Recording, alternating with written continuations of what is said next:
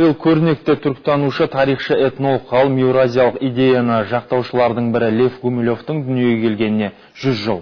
Осыған орай Ресейдің Мәскеу, Санкт-Петербург қалалары мен елордамыз Астанада ғылыми тәжірибелік жиындары жоспарланған.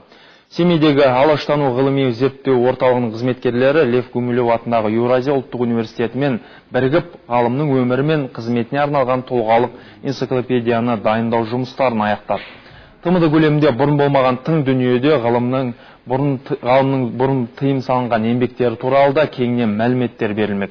Орталық мамандары бір жылда Мәскеу, Санкт-Петербург, Қазан, Новосібір қалаларында құнды құжаттар мен ғылыми мақалалар жинақтапты. Алаштану орталығы бұған дейін Шәкәрім ежелгі Қазақстан, Алтын Орда сияқты ғылыми танымдық жинақтар мен өзге де тарихи кітаптар шығарған.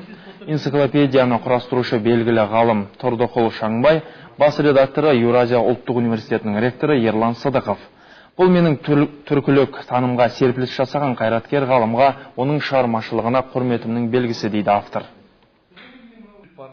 Соның 90 жылдары біз Алматыда аспирантурада оқып жүргенде, бұл кәдімгі ғылыми ортада жастардың сән болатын.